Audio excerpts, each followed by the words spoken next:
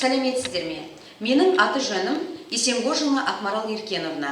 Мен Павлодар облысы Ақсу қаласындағы дарынды балаларға арналған мамандандырылған гимназияның қазақ тілі мен әдебиеті пәнінің мұғалімімін.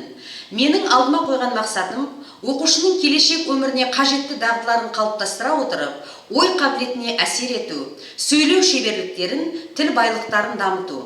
Алдыма қойған мәселем сыни тұрғыдан оқыту арқылы оқушылардың шығармашылық қабілеттерін жетілдіру. Осы мәселені негізге ала отырып, әр сабақтарымда түрлі әдіс тәсілдерді қолданамын. Өз мәселем бойынша шығармашылық тапсырмалар сабақтың әр кезеңінде беріледі. Осыған байланысты сіздердің назарларыңызға 6 сыныпта менің атым Қожа тақырыбында өткізілген әдебиет пәнінен сабақ үлгісін ұсынамын. Бұл сабақтың мақсаты Қожа бейнесіне талдау жасай отырып, шығармашылықпен жұмыс жасау қабілетін жетілдіру, жақсы мен жаманды ажырата білуге тәрбиелеу. Өткен сабақта үйге менің атым деген тақырыпта әр оқушы өзінің атына байланысты өз ойын жазып келуге берілді.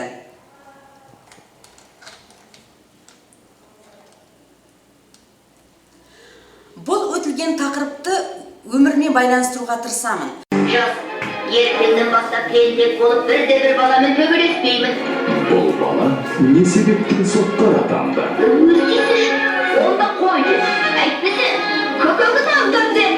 Ал есін қойғансашы. Атақты жазушы Бердібек Соқпақбаев шығармасының құдіреті неде? Бұл мәселе осыны бітір. Екінші мәселе өтішіңіз.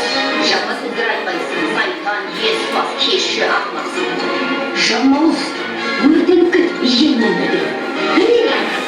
Еңбектеген баладан еңкейген қартқа дейін сүйсіне көретін қазақ киносының шынары Абдолла Қазақбаевтың «Менің атым Қожа» фильмі.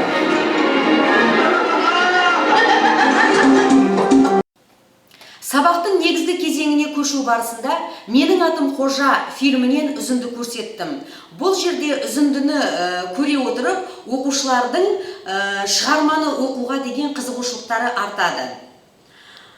Шығармаға байланысты оқушылар өздерінің топтық жұмыс жасаған кезде жақтаушы, даттаушы топтар өз ойларын еркін және анық айта білді. Әзіл қой бала. Рахмет, даттаушы сендіріне. Егер Қожаның арам ойы болмаса, ол мұғалімнің сөмкесінен бақа салмаушы еді. Ол сол істі жасамас бұрын арты не болады деп ойлаған жоқ. Әрбір істі жасағанда оның артында не болатынын соны ойлап отыру керек. Так, жақсы. Қалай ойлайсың? Жантас ұшыраса кетті. Сонда Жантастың қолында мөр басылған бір жапырақ қағаз болды. Сонда қағазды шертіп Қожаға былай дейді: «Бұны не екенін білесің бе?» Ол не деп сұрайды. Сонда Жантас айтады: «Бұл лагерге жолдама. Біз лагерге баратын болдық. Ал сен көшедегі иттерді тәртіпке салуға ауылда қаласың» деп айтты. Сонда Қожаға Жантастың сөзі ұнама бір ұрғысы келді. Сонда бірақ ол ұрмай, сол жолдама жайын анықтап білгісі келді. Сонда Жантастан: «Оны саған кім берді?» деп сұрайды. «Кім беруші еді? Майқанова апай берді. Сен тізімде жоқсың» деді.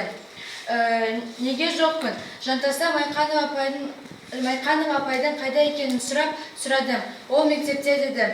Сонда мектепке жүгіріп барып мұғалімдер бөлмесіне кірді. Мұғалімдер бөлмесінде Майқанова апай бірдеңе жазып отырып жалғыз отырған. Сонда Майқанова апай Қожадан сұрайды: «Не болды Қадыров?» деп.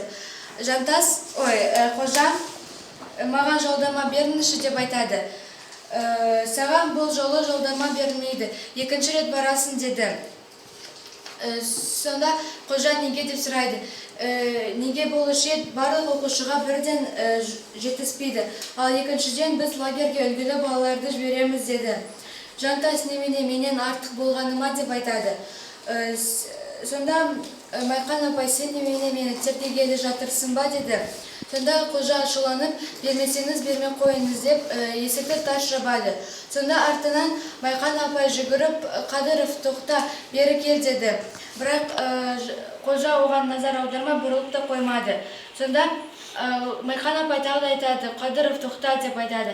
Бірақ ол есіктен шығып кетеді. Сонда турникке сиініп отырған Жантасты көріп Жантас былай дейді. Сен немене жолдама алдың ба деп. Ол я алдым деді. Ол ал көрсетші деді. Сонда ол Жантасты бір шертіп, міне деп айтты. Сонда бұл жерде біз қожаның әділеттікті қалайтынын түсіндік. Жантас ол қожадан артық бала емес, ол сабағы үлгерімі де наша бір адамды адаммен адастырып өсекші бала болатын.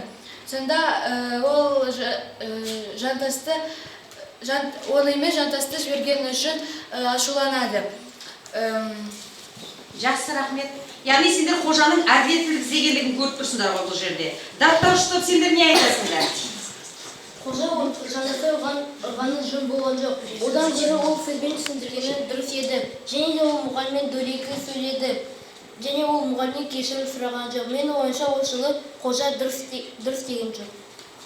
Дұрыс емес деп ойлайсыңдар, иә? Жақсы. Эксперттер Пен Датташитов өз сөздерін барынша жақсы айтып шықты. Біз олардың сөзімен келісеміз. Жақсы, рахмет. Келесі тапсырма балалар сендерде өздеріңнің осы тақырып бойынша бірінші топ жақсы бала жеткізеді мұратқа, екінші топ тентек күйдіреді, ата-анасын күйдіреді деген тақырыпқа, және үшінші топ жақсы мен жаман адамның қасиеттері деген тақырыптарда өз ойларыңды ой толғау ретінде қағаз бетіне түсірулеріңді сұраймын. Ал бастаймыз.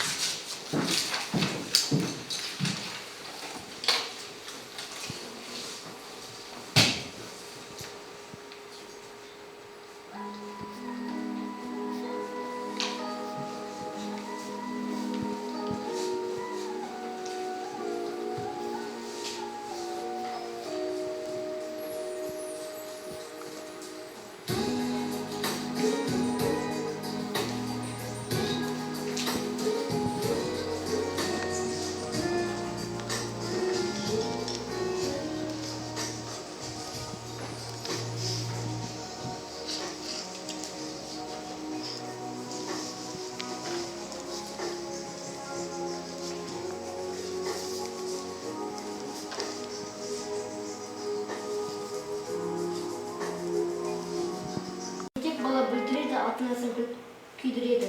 Әр ата-ана өз баласының жақсы болғанын қалайды. Тентек бала әрқашан бүлдіреді, ал бар ауырлық ата-анаға түседі. Тентек балалар басқа балаларды кемсітеді, келемеждейді. Біз олардан үлгі алмамыз керек, себебі олар бізді жақсылыққа әкелмейді. Мұратқа жақсы баланың жағымды қасиеттері көп болады. Сол қасиеттер ойлаған мақсатына жеткізеді. Бала мұратына жету үшін оның бойында адамгершілігі мол, әдепті, әділ тағы басқа қасиеттер болу керек. Өзіне талап қойған бала өздігінше болады. Үлкенге құрмет, кішіге кішіпейіл, үлгілі болу керек. Әке көрген оқшонар, шеше көрген тон пішір дегендей, әр бала әке шешесінің, іні бауыр қандастарының қамқоршысы бола білуі керек. Рахмет. Келесі. Жақсы бала тәртіпті, ақылы, мейірімді. Адамгершілігі мол, үлкенге құрмет, кішіге ізет көрсетеді. Ақылды болады, ата-анасының үмітін ақтайды, сабағын жақсы оқиды. Бұл баланы жақсы бала деп айтуға болады. Жаман бала тәртіпсіз, ақылсыз, жалқау, кішіге ізет көрсетпейді, үлкенге құрмет көрсетпейді. Өз ата-анасын ұятқа қалдырады. Бұл баланы жаман бала деп айтуға болады. Рахмет. Келесі енді балалар. Синквейн әдісі бойынша өздерінің жазған өлеңдерін тыңдап шығайық. Ал, Нұрай. Жантас, әдепсіз де жалқау, күлдіреді, бүлдіреді, кемсітеді оқушы. Жақсы. Келесі. Так, Анель.